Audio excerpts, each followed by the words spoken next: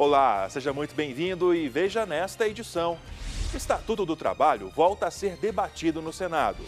MPT realiza ação no Dia Nacional de Segurança e Saúde nas escolas. Os possíveis impactos da nova lei de aprendizagem. Após ações do MPT, mais de 2.000 trabalhadores são beneficiados em polo gesseiro. O Trabalho Legal é o programa do Ministério Público do Trabalho, em parceria com a Associação Nacional dos Procuradores do Trabalho. O Senado abriu mais uma vez as portas para a realização de audiência pública, que tem o objetivo de debater a criação do Estatuto do Trabalho. A audiência debateu a reforma trabalhista e normas gerais para a criação do Estatuto do Trabalho. O Ministério do Trabalho havia editado portaria que criou uma comissão com o mesmo objetivo, mas a portaria foi revogada e o senador fez o convite. O governo pode participar, não há problema nenhum. Nós não somos de excluir ninguém. Pode vir empregado, pode vir empregador, pode vir central, pode vir confederação, pode vir federação dos empregadores. Todos são convidados. A gente quer construir um Estatuto do Trabalho, uma nova CLT, mediante um debate amplo, ouvindo a todos os segmentos. Não fazer o que eles fizeram. Porque essa que está aí, que transformaram em lei, eles só ouviram, na verdade, para a redação final. Até ouviram alguns segmentos, só que ouviram e fizeram ouvido de mercador, é isso que dizem, né? Faz de conta que ouviram, mas não acataram uma emenda do mundo do trabalho. Para a elaboração do anteprojeto, que é uma espécie de base ou esboço do Estatuto do Trabalho, serão promovidas 16 audiências públicas até 30 de abril de 2018. A subcomissão colherá sugestões de especialistas, autoridades, representantes de empregados, empregadores e entidades da sociedade civil com atuação na área trabalhista. Este procurador do trabalho explica o que pode mudar na CLT com a criação do Estatuto. Obviamente, a CLT da década de 40, o Estatuto do Trabalho que se pretende para o futuro, ele tem que contemplar formas que não existiam na época da CLT. Mas se a gente pensar no elemento civilizatório, ou seja, uma lei que veio para integrar o maior número de pessoas no mundo do trabalho. O Estatuto do Trabalho hoje tem que ter esse mesmo espírito, mas ele terá um conteúdo, digamos, diferente, que possa abranger mais formas de prestação do trabalho humano. Entre os assuntos debatidos pela subcomissão, o diretor de Assuntos Legislativos da ANAMATRA, Associação Nacional dos Magistrados Trabalhistas, destaca a possibilidade de redução de salários por conta da reforma, o que, segundo ele, deve aumentar os problemas econômicos do país. Quando você diminui a capacidade de compra do povo brasileiro, e principalmente das classes C e D, né, que pagam o mesmo imposto que eu pago no arroz. Eu compro 1 quilo de arroz e pago X. Uma pessoa com uma remuneração muito inferior à minha paga o mesmo X. Com a queda do poder de compra, cai a receita. Isso acaba sendo natural e atinge, aí, né, nessa roda que se cria, o próprio empregador. Ele também deixa de ter um público consumidor. Seja o empregado dele ou seja o empregado de outras empresas, né, que ficam numa situação de fragilidade econômica. Entre os temas das audiências públicas e do seminário estão experiências internacionais de codificação do trabalho, princípios da Organização Internacional do Trabalho e da Constituição, reforma trabalhista, normas gerais de tutela do trabalho, organização sindical, negociações coletivas, auditoria fiscal do trabalho e direito processual do trabalho. A apresentação do anteprojeto do Estatuto está prevista para 30 de abril do ano que vem, para que o texto do Estatuto comece a ser discutido no dia 1º de maio, Dia do Trabalhador. No Dia Nacional de Segurança e Saúde nas escolas, o MPT realizou ações que reuniram professores e estudantes da rede pública do Distrito Federal. A reportagem é de Iago Garcia. Criança não pode trabalhar, a criança tem que viver para brincar, aprender e não ficar na rua, né? Também, criança, no lugar dela é na escola. Essa foi uma das lições que a Emily aprendeu na Procuradoria-Geral do Trabalho em Brasília. Ela participou de uma ação promovida pelo MPT em parceria com uma escola pública do Distrito Federal. Além de Emily, cerca de 40 alunos tiveram uma verdadeira aula sobre os direitos das crianças e dos adolescentes. Para o diretor da escola convidada, uma grande oportunidade para essas crianças que habitam a cidade estrutural, região com menor renda per capita do Distrito Federal e com índice criminal bastante elevado. O Estado pode coibir ainda muitas dessas situações de tentar diminuir essa vulnerabilidade socioeconômica, né? Onde estão inseridas as famílias e, portanto, as crianças. Ações como essa do Ministério Público do Trabalho ajudam bastante a conscientizar, né? Acho que mais órgãos estatais deveriam trabalhar esses temas do Estatuto da Criança e Adolescente, né, que tem interface com o trabalho infantil, e quero parabenizar mais uma vez o Ministério Público do Trabalho e agradecer o convite. A ação faz parte do Dia Nacional de Segurança e Saúde nas Escolas, comemorado em 10 de outubro. Importante oportunidade para conscientizar os alunos desde cedo. A questão mais importante do trabalho infantil, quer dizer, uma das, é você conscientizar a sociedade, alertar a sociedade, despertar o olhar da sociedade para essa violação de direitos humanos, na verdade. E a gente tem tentado, esse evento de hoje, por exemplo, né, que foi feito em parceria com o Codemate, na verdade, a gente quer conscientizar as crianças, os jovens, da importância da educação para quebrar o ciclo da pobreza, né, o ciclo do analfabetismo. E também estreitar relações com a direção de escolas, como é o caso do projeto nacional do Ministério Público do Trabalho, chamado MPT na Escola, no qual crianças concorrem em 5 categorias artísticas como forma de conscientização contra o trabalho infantil. Eles são muito receptivos, a professora, a diretora da escola mesmo, que não veio, a Estela, ela... Nossa, ficou muito feliz com a nossa, né, com o nosso convite, né, porque eles têm, sobretudo pela região, que é um pouco, tem sede de cidadania, né, por conta da proximidade com o lixão.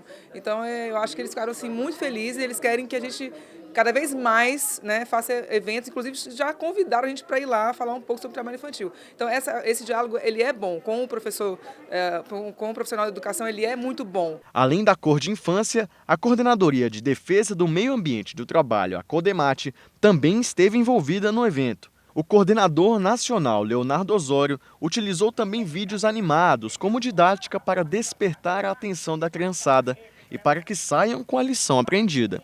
O principal era incentivar que eles discutam o tema. Todos eles estão levando revistinhas em quadrinhos sobre o tema para as suas escolas. A gente espera que os professores trabalhem também, que eles conversem com os outros alunos, com os coleguinhas, o que eles discutiram aqui hoje, para que tenham preocupação em relação ao tema, porque são crianças, não podem trabalhar, não devem trabalhar, mas que no futuro próximo, daqui a 7, 8, 10 anos, vão estar no mercado de trabalho e tem que ter a preocupação desde já com essa questão. Após a ação do MPT, a terceira vara do trabalho de Araraquara, em São Paulo, condenou a BK Brasil Operação e Assessoria a Restaurantes, proprietária das operações da rede de fast food Burger King no Brasil, ao pagamento de R$1 milhão a título de danos morais coletivos por jornadas excessivas de trabalho.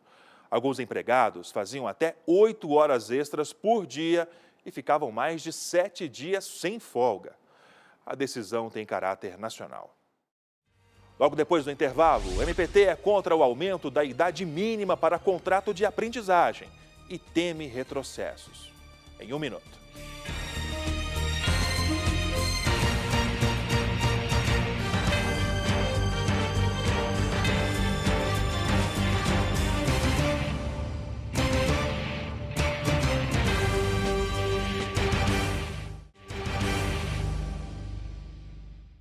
As propostas de alteração da lei de aprendizagem estiveram no centro das discussões no Congresso Nacional. A Comissão de Direitos Humanos e Legislação Participativa do Senado recebeu 10 palestrantes, entre eles uma procuradora do trabalho, para avaliar o tema. A Lei da Aprendizagem foi criada em 2000 e foi ponto de partida para a criação do programa Jovem Aprendiz, que apesar de ter avançado na diminuição da evasão escolar e exploração do trabalho infantil, ainda tem muitos desafios a serem vencidos. Segundo a lei, empresas de médio e grande porte devem contratar jovens com idade entre 14 e 24 anos como aprendizes. O contrato pode durar até 2 anos e durante esse período o aprendiz deve ser capacitado em instituição formadora e na empresa com o objetivo de combinar formação teórica e prática. De acordo com esta procuradora, se antes era difícil convencer o empresariado a contratar aprendizes, agora a batalha é ainda maior. Deve-se dar prioridade aos adolescentes em situação de vulnerabilidade, cumprindo medidas socioeducativas, egressos, né, desse sistema, os retirados do trabalho infantil, enfim, aqueles que de fato precisam dessa nova oportunidade para ter uma perspectiva de vida mais apropriada. Nós não temos que falar em redução da maioridade penal, temos que falar em dar oportunidades efetivas e concretas. A atriz e cantora Larissa Manoela, de 16 anos, foi convidada especial e recebeu o título de embaixadora da boa vontade em defesa do jovem aprendiz. A adolescente, que começou a carreira aos 4 anos de idade, é referência entre crianças e adolescentes. Nas redes sociais, Larissa é seguida por mais de 11 milhões de pessoas e sua popularidade pode ajudar e muito na divulgação da importância dos estudos para os jovens. Apesar do trabalho, de querer entrar, né, numa empresa com uma vaga e estar nesse meio... no mercado de trabalho, é muito importante que a gente não abandone em situação alguma os estudos, porque é o que depende do nosso futuro. De acordo com o gerente de relacionamento institucional do Instituto Brasileiro Pro Educação, 200 mil jovens foram contratados nos primeiros 6 meses deste ano. Segundo ele, apesar do programa estar presente em todo o país, a maior parte das contratações ocorre nos estados mais desenvolvidos, como São Paulo, Rio de Janeiro, Minas Gerais, Paraná e Rio Grande do Sul.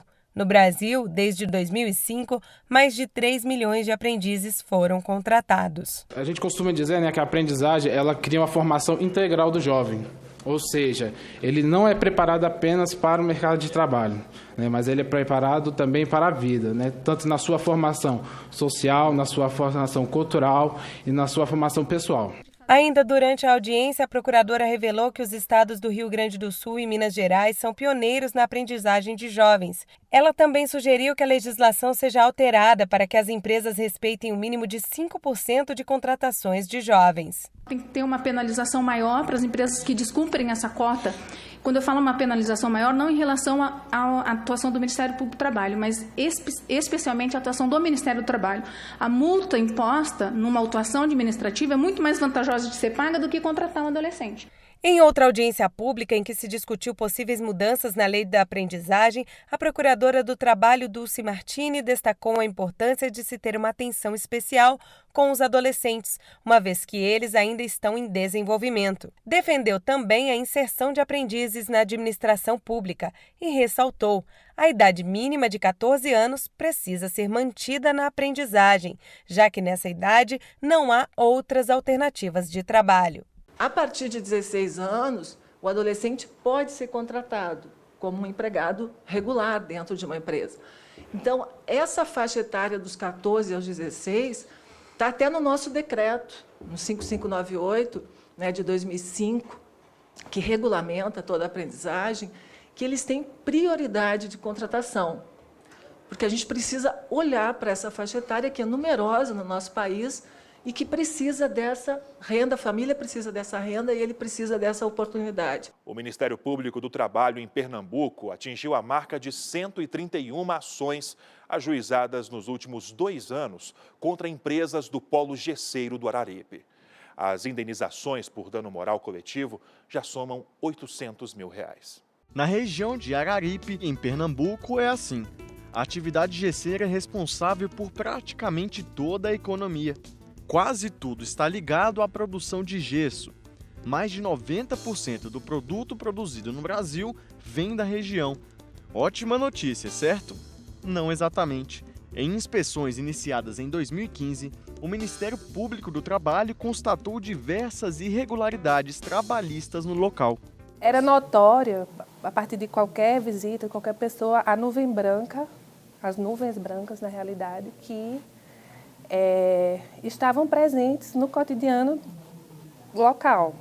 Por falta de medidas de proteção, se verificou que essa dispersão irregular, notadamente, causava efeitos nocivos à saúde da população e dos trabalhadores diretamente vinculados à atividade, e também pelo grau de informalidade, em alguns casos que foi verificado, a ausência de qualquer proteção à saúde do trabalhador, qualquer controle da exposição a esse risco. Em 2 anos, 161 empresas foram inspecionadas, 131 ações civis públicas movidas e mais de 2.000 trabalhadores beneficiados diretamente. Em novembro de 2016, as atividades passaram a compor o Projeto Gesso, que está dentro das ações prioritárias da Coordenadoria Nacional de Defesa do Meio Ambiente do Trabalho do MPT, a CODEMAT. As ações tiveram resultado positivo na medida em que as empresas anuíram em formalizar um acordo judicial para promover as medidas que foram demandadas pelo Ministério Público do Trabalho para adequação do meio ambiente do trabalho, inclusive prevendo o pagamento de multa a título de dano moral coletivo. Essas indenizações coletivas já somam R$ 800 mil. A ideia é reverter esse valor que foi apurado em benefício da sociedade local, dos trabalhadores envolvidos no processo econômico de produção de gesso, mas também da sociedade que conviveu durante todo esse tempo com os riscos inerentes à dispersão da poeira de gesso. E para isso, o MPT conta com o apoio da Organização Internacional do Trabalho. Recentemente, o Polo Gesseiro de Araripe recebeu a visita de técnicos da OIT. Para que a OIT conheça de forma aprofundada o processo da cadeia produtiva e, a partir do que existe ali naquela realidade, possa ser pensado conjuntamente o desenvolvimento de políticas públicas ou um projeto social que altere essa realidade, né? Que a gente tenha uma mudança positiva e efetiva, aquilo que nós constatamos no início. A ideia não é acabar com a principal atividade econômica da região, mas sim regulamentá-la. A intenção do Ministério Público é resgatar a dignidade do trabalhador na execução do seu trabalho, propiciando a ele condições de trabalho seguras, que não o exponha a qualquer tipo de risco de adoecimento ou acidente de trabalho. Já, livro Dano Moral Coletivo é o tema do MPT Indica de hoje.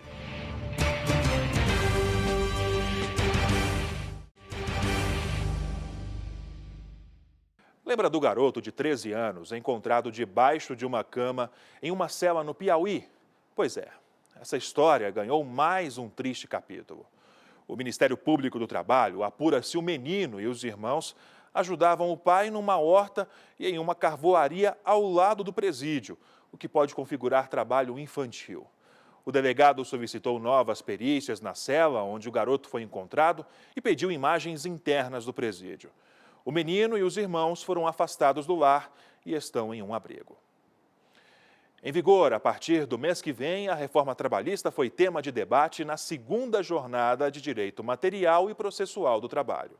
O evento, organizado pela Associação Nacional dos Magistrados da Justiça do Trabalho, a ANAMATRA, em parceria com a Associação Nacional dos Procuradores do Trabalho, a ANPT, ocorreu em Brasília e reuniu diversas entidades da comunidade jurídico-trabalhista, entre elas o MPT. Ao todo, mais de 600 operadores do direito participaram do evento, como juízes, auditores do trabalho, procuradores e advogados.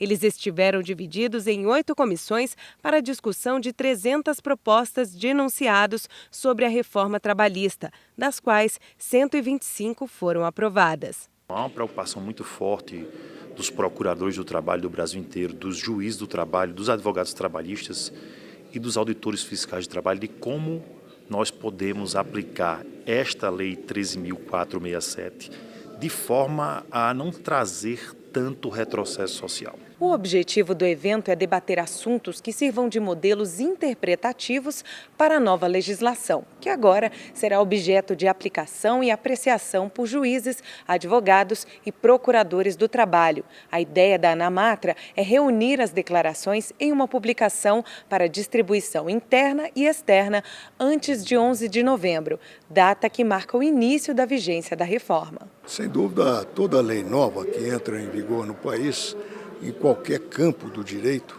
ela naturalmente tem que ser interpretada. Se nós não discutirmos a lei para interpretarmos, nós seríamos irresponsáveis. Quando a medicina está diante de um novo remédio, eles fazem vários congressos, vários encontros, vários documentos informativos a respeito desse remédio. Isso se chama ciência, isso se chama desenvolvimento, isso se chama civilização, isso se chama democracia. É exatamente o que está sendo feito. O presidente da ANAMATRA destacou que o Poder Judiciário não será refém de pressões. Assim, segundo ele, os juízes deverão apreciar as ações de forma independente, de acordo com seu convencimento e mediante uma adequada fundamentação. A Lei 13.467 é altamente polêmica e, na opinião de muitos, entre os quais eu me incluo, repleta de inconstitucionalidades e de inconvencionalidades. Não por outra razão, o Procurador-Geral da República já ajuizou a ADI 5.766, discutindo a questão da gratuidade judiciária na Lei 13.467. O Procurador Regional do Trabalho, que participou da Comissão sobre Jornada de Trabalho e outros temas, explica: a interpretação das novas regras inseridas na reforma não poderá ferir princípios constitucionais. Eu diria que a reforma em si, hoje, ela não quer dizer muita coisa.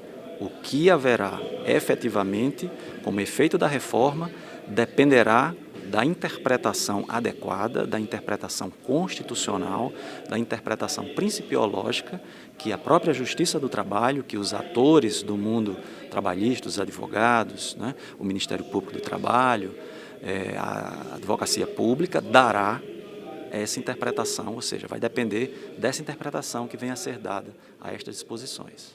Entre os temas discutidos durante o encontro está a terceirização. De acordo com uma das teses aprovadas, a terceirização não se aplica à administração pública direta e indireta, restringindo-se às empresas privadas. Além disso, os empregados das empresas terceirizadas devem ter direito a receber o mesmo salário dos empregados das tomadoras de serviços, bem como de utilizar iguais serviços de alimentação e atendimento ambulatorial. E eu creio que inicialmente teremos muitos problemas porque foi passado através da imprensa, enfim, de comentários, uma ideia de que poderia tudo a partir de agora, e a gente percebe que muitos empresários acreditam que poderão contratar empregados apenas com a interposição de uma outra empresa, mas que sejam empregados deles na prática. E isso não é lícito. Então esse acho que é o grande problema inicial que nós vamos enfrentar até consolidar esses conceitos do que realmente é permitido e o que não é permitido. Este procurador fala sobre a comissão que participou a respeito dos aspectos gerais dos recursos, das súmulas do TST e principalmente da execução trabalhista, ou seja, como fica a quitação efetiva dos direitos dos trabalhadores na Justiça. Para ser bem simples, são assuntos que envolvem a satisfação. Uma pessoa, por exemplo, que tem uma decisão favorável, como que ela recebe o que ela ganhou? Como que isso é pago? Quanto tempo dura? Quais são os recursos possíveis? Esses são alguns exemplos. Ou, por exemplo, a edição de súmulas. Para aqueles que às vezes não sabem o que é uma súmula, são enunciados da jurisprudência consolidada dos tribunais. Os tribunais decidem de uma determinada maneira, de maneira uniforme ao longo do tempo, e consolidam aquele entendimento num enunciado mais simples. Isso é, de maneira geral, uma súmula.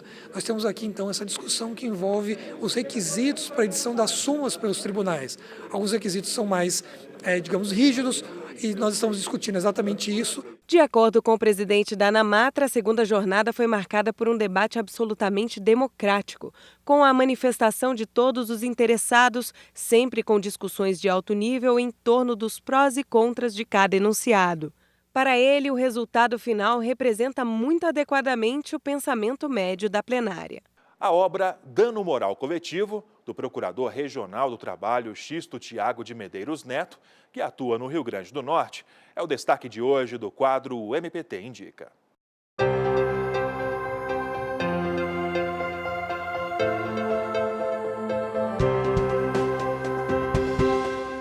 Olá, esse é o MPT Indica. Aqui vamos falar mais sobre as obras de autoria dos Procuradores do Trabalho disponíveis na rede de bibliotecas do MPT.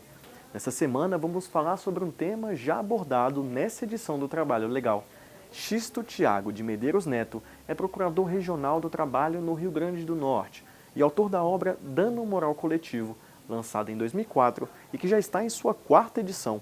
Primeiramente, Xisto conceitua o dano moral em conjunto. Toda vez que direitos de uma coletividade, seja uma coletividade formada por grupos, por categorias, classes de trabalhadores, toda vez que direitos dessa coletividade são violados, como por exemplo, condutas discriminatórias que envolvem grupos de trabalhadores, que envolvem classes de trabalhadores, condutas que violam, por exemplo, direitos que são direitos fundamentais deste grupo, toda vez que ocorre, portanto, uma conduta ilícita que atinge um grupo de trabalhadores, aí estará caracterizado o dano coletivo. E fala do papel do Ministério Público do Trabalho durante esse processo judicial.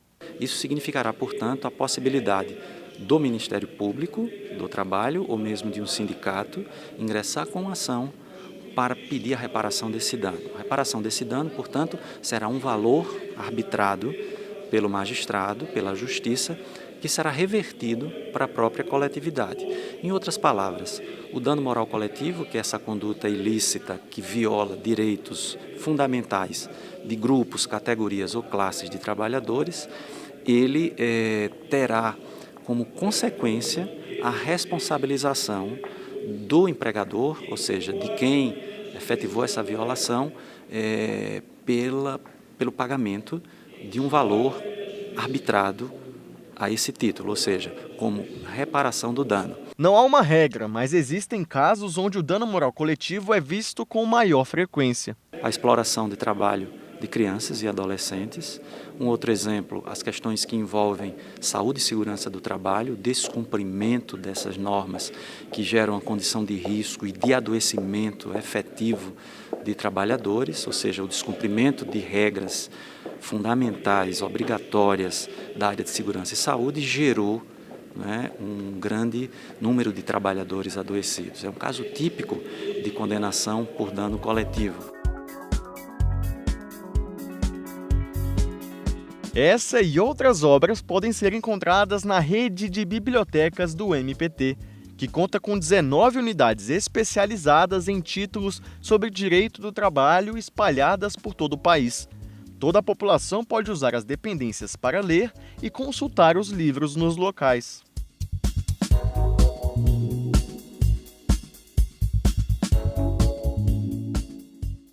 Antes de encerrar esta edição, lembro que sugestões de reportagem, como sempre, são mais que bem-vindas e o nosso contato é trabalholegal.pautas@gmail.com. Outras informações sobre o Ministério Público do Trabalho estão disponíveis em www.mpt.mp.br e também em nossas redes sociais. Obrigado pela audiência e até a próxima edição.